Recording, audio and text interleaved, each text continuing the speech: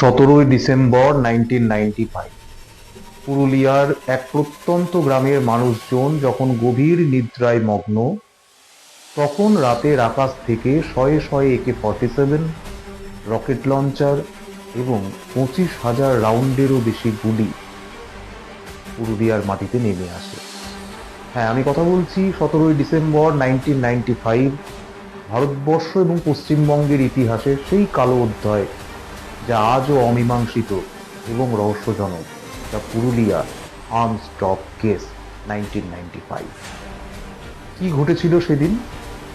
পুরুলিয়ার মানুষজন যখন শীতের রাতে গভীর নিদ্রায় মগ্ন, তখন লাটাভিয়া থেকে একটি প্লেন ভারতের উদ্দেশ্যে রওনা হয়। প্রথমে প্লেনটি পাকিস্তানের করাচি হয়ে ভারতের আকাশ সীমানায় প্রবেশ করে এবং পশ্চিমবঙ্গের পুরুলিয়া শহরের উপর দিয়ে উড়ে যাওয়ার সময় 4টে প্যারাশুটে করে 100-3-এরও বেশি AK-47, রকেট লঞ্চার এবং 25,000 রাউন্ডেরও বেশি গুলি তারা ড্রপ করে এবং থাইল্যান্ডে চলে যায়। ঘটনায় মোড় নেয় যখন তারা ফিরে আবার লাটাভিয়ার দিকে যাচ্ছিল ভারতের আকাশপথের ওপর দিয়ে। ভারতের বায়ুসেনার তৎপরতায় MiG-21 প্লেনটিকে তাড়া করে এবং বোম্বাইয়ে জরুরি অবতরণ করায়। যখন প্লেনটিকে জরুরি অবতরণ করানো হয়, তখন দেখা যায় প্লেনের মধ্যে পাঁচজন লাটাভিয়ান ক্রু মেম্বার সহ একজন ব্রিটিশ নাগরিক রয়েছে, যার নাম পিটার ব্লিচ। আর এই ঘটনার মূল চক্রী কিম ডেভি, সে কোনো রকমে এয়ারপোর্ট থেকে পালাতে সক্ষম হয় এবং পরবর্তীকালে ডেনমার্কে চলে যায়। মূলত কিম ডেভি হলো ডেনিশ নাগরিক। পিটার ব্লিচের যাবজ্জীবন কারাদণ্ড হয় তদন্তে এবং 2004 সালে ব্রিটিশ গভর্নমেন্টের বারবার অনুরোধের পর Indian government president of India Peter ব্লিচকে ক্ষমা প্রদর্শন করে এবং মুক্তি দেয়। কিন্তু ঘটনার মোড় নেয় 2011 সালে। ভারত সরকার বারবার এই ঘটনার যে মূল চক্রী কিম ডেভি, তাকে প্রত্যর্পণের জন্য ডেনমার্ক সরকারের উপর চাপ সৃষ্টি করতে থাকে।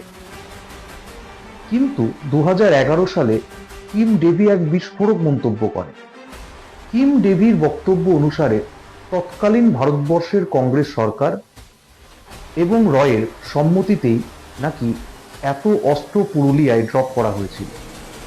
কিম ডেভি বলে যে তৎকালীন পশ্চিমবঙ্গের যে বামফ্রন্ট সরকার, তার যারা বিরোধী, তাদের হাতে নাকি অস্ত্র তুলে দেওয়ার মাধ্যমে পশ্চিমবঙ্গে এক রাজনৈতিক অরাজকতা এবং রাষ্ট্রপতি শাসন জারি করাই নাকি এর উদ্দেশ্য ছিল।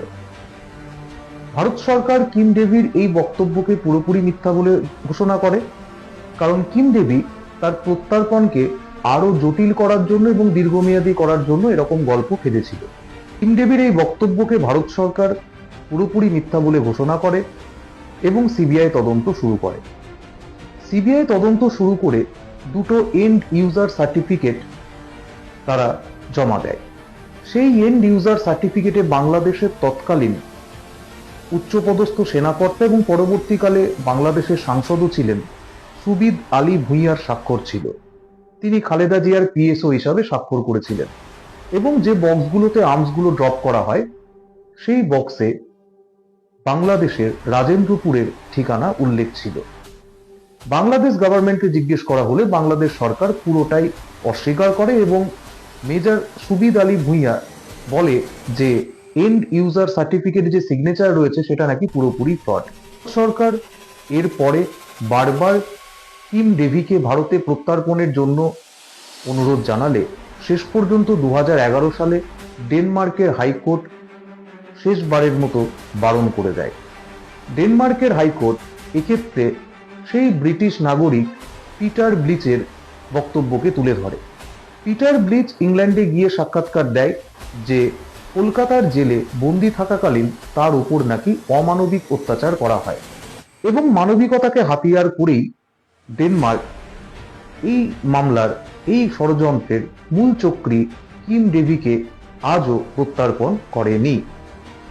পুরুলিয়ার রাতের আকাশে সেদিন কি ঘটেছিল, এই মামলার মূল চক্রী কিম ডেভি আজও অধরা এবং এই রহস্য আজও অমীমাংসিত। তোমাদের কি মনে হয় কমেন্ট সেকশনে জানাবে। Share this content to your friend circle. Take care, God bless you, thank you everyone, Jai Hind.